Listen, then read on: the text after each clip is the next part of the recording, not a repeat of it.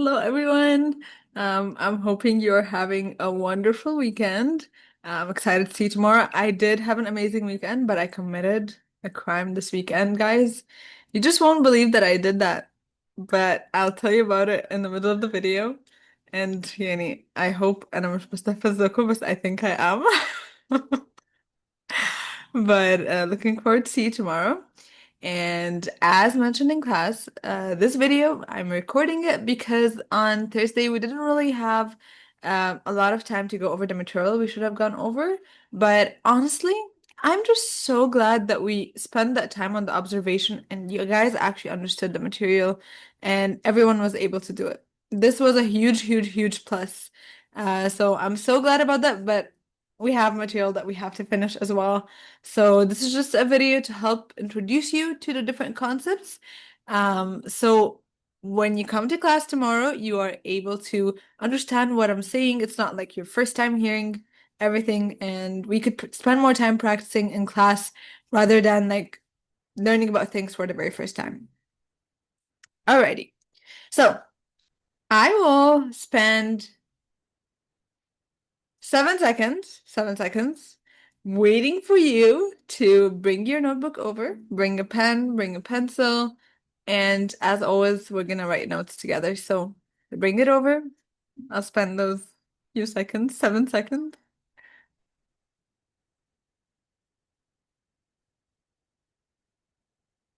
Alrighty. So I hope you have your notebook by now. I hope you have a pen and a pencil or a pencil, and you're ready to learn about intermolecular forces. Now, how do we write notes? Just so I really, really wanted to clarify that a couple of times. I hope I already did, but I think I already did. But anyways, how do we write notes? I noticed that a lot of us copy whatever is on the slides. I don't want you to do that. I don't want you to do that.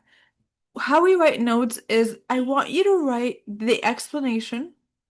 So if I'm saying something that helped you understand, for instance, dipole-dipole forces. Write that down so you don't forget it. And also write down whatever I say that's not on the slides. And you're gonna see today, I'm gonna say a lot of stuff that are not on the slides. So it's important to just write those down. I also, throughout like the whole video, I want you to write the questions that you have down so that tomorrow when you come to class, we could actually spend time talking about those questions and I could answer your questions and we could have a productive time learning. Okay, so you're gonna write notes, do not copy, write what you understand, write what I say that's not on the slides, and you're gonna write your questions down. Alrighty, I'm gonna share my screen. I want to tell you guys, this is actually my second time recording this video because like the first time I recorded it, can you believe it? Like the first time I recorded it, it just got deleted. So annoying. Anyways, intermolecular forces. Should it ring a bell? Intermolecular forces. Remember, those are forces that exist between two different or two molecules. Different or the same, but it has to be two molecules. What was the name of the other one? Take a moment, try to recall it in your head. Okay.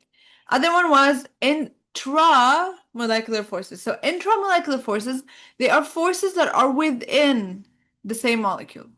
Remember, we covered ionic bonds and covalent bonds. And covalent, we subdivided it into polar covalent and non-polar covalent. Those are examples of intramolecular forces. Intermolecular forces, on the other hand, are forces between two molecules. They do not have to be different. I know this is saying two different molecules. They do not have to be different per se. It could be like two hydrochloric acid, and we're gonna see that now. It could be two water molecules. But it just has to be two molecules, not within the same molecule. Okay? One way to remember is inter is different. Inter is different. Okay, different. We've got three types of intermolecular forces, and we're going to go over the first two in this video, and the third one I will take you through it in class. But why is all of this important? Why does that matter? Intermolecular forces, you guys, it determines so much of how we live our lives. So much of how we live our lives.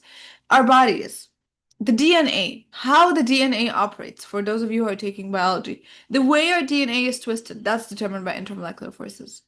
The way medications, when they enter our body, how they interact with the proteins and how they interact in different places in the body, that's intermolecular forces. The way the proteins fold, that's intermolecular forces. So intermolecular forces, they determine our being. This is pure medicine, okay? But also intermolecular forces, they are core in engineering as well.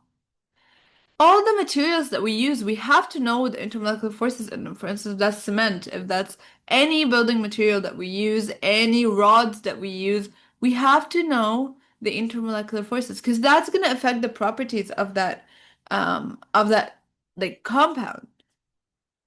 So it's super important in all fields, in all fields. Okay. Now, important to note that intermolecular forces, they affect the properties of the compounds. How? The stronger the intermolecular force, the higher the melting point and the higher the boiling point.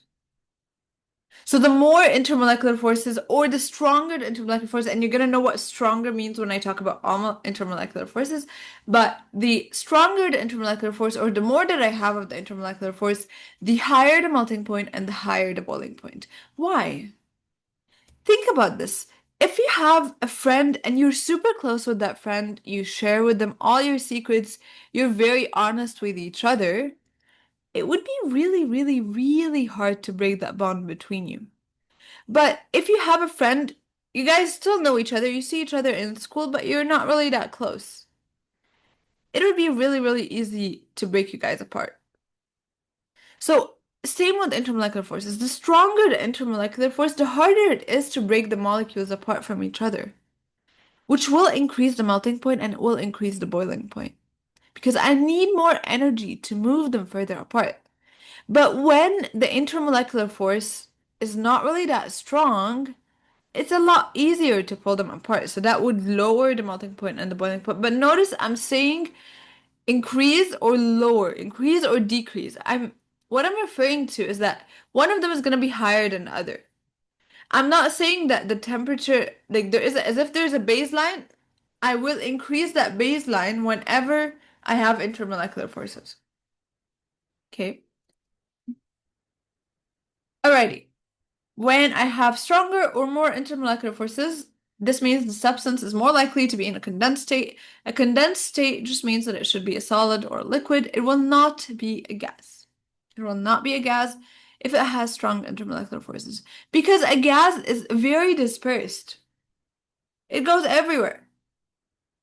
And that, like, a proof of that is smell. Like, when you spray something, it just diffuses all across the room. So, obviously, gases have very weak intermolecular forces. So, the stronger the intermolecular force, that makes the substance more likely to be in a condensed state that is a solid or a liquid. Okay, and the last point is that increasing the intermolecular forces means that a liquid, and here I'm specifically talking about liquids, this does not apply to solids or gases, but with liquids, they will have a higher surface tension. What does a higher surface tension mean? Literally what the word says. It's higher tension on the surface of the liquid.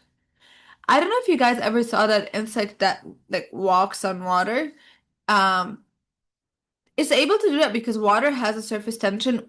Our human bodies, we break through that surface tension. Obviously, we do not sit on top of water, we sit in water. But some insects they're not like they're able to sit on top of the water and that's called a higher uh surface tension. That's because of the higher surface tension. And I'm going to show you a video of that tomorrow. It's actually a very, very famous concept. Um, if we were to say that like in a more scientific way, we could say that surface tension is the tendency of a liquid to shrink to the minimum surface area. And so what we're saying is that intermolecular forces, they increase the surface tension. So they increase the tendency of a liquid surface to shrink to the minimum surface area. Why do they do that? They come closer together. They're attracted to each other. So when they're attracted to each other, that's going to allow it to shrink.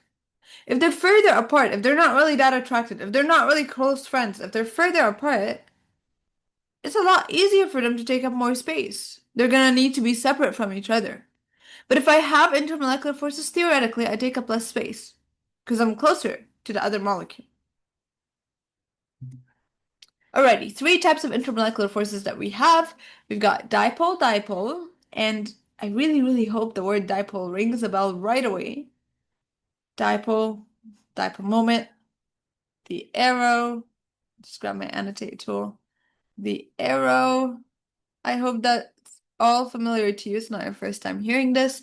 So we've got the dipole-dipole force, and we've got the London dispersion forces, and we've got the hydrogen bonds. Now, dipole-dipole. We'll start with that. So dipole, you should be able to remember that. It's where we have the arrow because we have a partially negative charge on one like atom and a partially positive charge on another atom. That's because of the higher electronegativity. Now, the dipole-dipole force is simply the attraction between the slightly positive side of one molecule and the slightly negative side of another. And I really, really want to stress this concept that this only happens in polar molecules. I want to remind you that polar molecules is not the same thing as a polar bond. Again, a polar molecule is not the same thing as a polar bond. A polar bond is simply a bond where we have a difference in electronegativities. A polar molecule is a molecule where the dipole moments do not cancel out. So it's a molecule where the dipole moments, they do not cancel out. Hence, I end up with a polar molecule. Okay? Now, what does that actually look like? What does that actually look like? So if we take a look at hydrogen chloride. Oops, I said the name and I wanted to ask you about the name. Well, remember, this is an acid. It starts with a hydrogen, so it's an acid.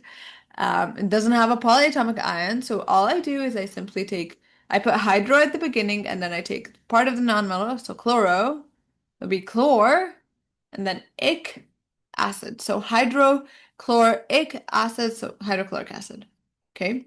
Now, hydrochloric acid, if you look at your periodic table, and you could grab one on Google, hydrochloric acid, the chlorine has a partial negative charge because it has a higher electronegativity compared to hydrogen, which has a partial positive charge.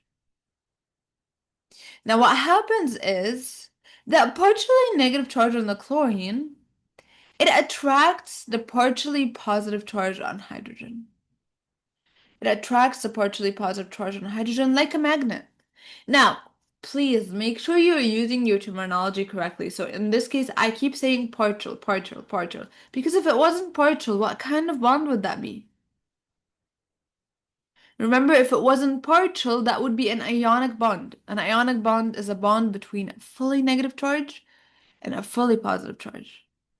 So that would be an ionic bond. But in this case, the dipole-dipole force, it happens with covalent bonds, and it's polar covalent in a polar covalent molecule, or like a polar molecule. So the partially negative gets attracted to the partially positive, and that's what we call a dipole-dipole force. Now, note that in this case, we draw the intermolecular bond as dashed line. I usually like to draw it like this. Some people like to draw it like side, as if it's a segmented line. Go for it as well. But I never, ever, ever want you to draw intermolecular forces the same way that we draw bonds. You cannot draw a solid line. This is a big no. But it has to be a dashed line. It has to be a segmented line. A solid line represents the intramolecular forces, which is the covalent and ionic. But a dotted line, that is what represents the intermolecular forces. Okay? Alrighty, now, this would be a type of question that I would ask you on an exam. I would tell you, hey, take a look at the data that I got experimentally. I got that hydrogen fluoride, it has a melting point of negative 83.6, a boiling point of 19.5. Hydrogen is negative 259.1 and negative 252.9, and so on and so forth. I'll just give you a table of data, and I would tell you, hey, explain why hydrogen fluoride has a much higher melting point and a boiling point. Now, some of you might be like, oh, miss, like, hey, did you forget your numbers? I did not. I did not. Now take a look at those numbers. They are negative. Remember, with negative numbers, the lower the temperature, the smaller it is with negative numbers. The higher the number, the less negative it is, the bigger it is.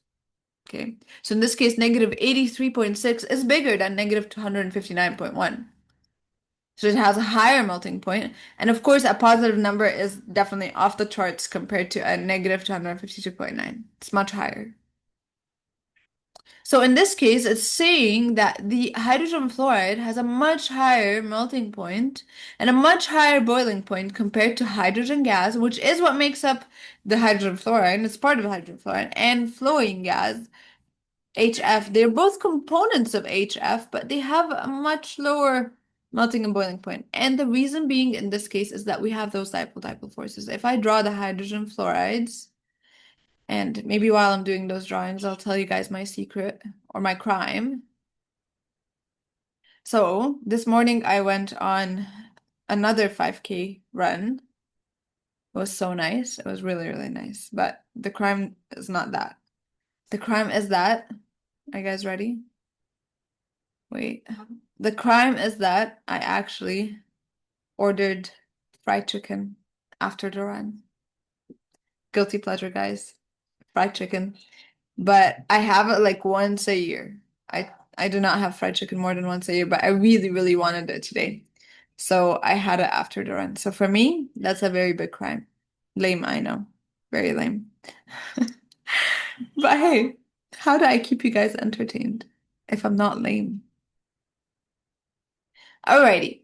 So now fluorine here gets a partially negative charge. Remember, that's the most electronegative element on the periodic table. So it will for sure get that partially negative charge. Hydrogen is going to get that partially positive charge. What happens is the fluorine attracts the partially positive charge on the hydrogen and other atoms. So like I could have here also FH that would attract the other hydrogen. So it's usually, of course, a solution has much more than just two molecules. This never ever happens. You'll never ever have two molecules. So it's attracted, it's interconnected together from so many sides, creating like a web or like a net of networks, which increases the melting point and the boiling point. Deal? Alrighty. The second type of intermolecular force, the London dispersion force, it's a lot simpler. London dispersion forces, they are an instantaneous, which means it's just for a moment, attraction between the positive and negative end of molecules. Now, they are present between all molecules. Now, I'll show you the next slide, but it could be a little overwhelming for you, so I'm going to explain it a little bit here before I move on to the next slide. Alrighty, so every single element has like electrons and protons, right? I expect that the electrons of one molecule could attract the protons of another molecule. It kind of makes sense, right? It's like a magnet. The protons of one molecule could attract the electrons of another molecule, and vice versa. The electrons of another molecule could attract the protons of another molecule. Now, what happens is when that attraction happens, it kind of pulls the molecule a little bit towards it. So let's say I have, actually, I'm just going to show you the slide right here. So I have this partial positive right here. What happens is it's just ever so slightly, very like short amount of time, it's going to attract the electrons of the other molecule. What happens is it will draw the electrons to it, which will also create a partial positive charge right here, which will allow another London dispersion force to happen on this side, or another London dispersion force to happen on this side. So the deal is the bigger the molecule, the greater the London dispersion force because its electrons are more readily available. So the bigger the molecules, the greater the London dispersion force, giving them very high melting points. Okay. And the bottom note is just saying that sometimes in the lab we make huge synthetic molecules and we find that those tiny forces, they add up. Even though they're very weak, they actually add up and they create a higher melting point. Okay. Now I'm going to stop at that. I'm not going to go over hydrogen bonding, but before I wrap up the video, I want to tell you a quick Very, very important piece of information. It's that actually hydrogen bonds, which we're going to learn about in class, hydrogen bonds, they are the strongest form of bonds present. They're the strongest form of bonds present. Those are followed by the dipole-dipole forces. And the weakest form of bonds present, that is going to be the London dispersion. And it kind of makes sense because London dispersion, again, is instantaneous. It's an instantaneous force. It's like it comes and goes very quickly. So it's the weakest. The strongest is the hydrogen bonding, and the second on the list, that's going to be the dipole-dipole forces. Now that's it for this video. I hope you guys enjoyed it ever so slightly and it wasn't that boring. But either way, it wasn't that long, I think. Maybe. I really, really hope that version of the video doesn't get deleted. If I post it, you know that it didn't get deleted. And yeah, I didn't suffer through another set of recordings. All right, take care, guys. I'll see you tomorrow.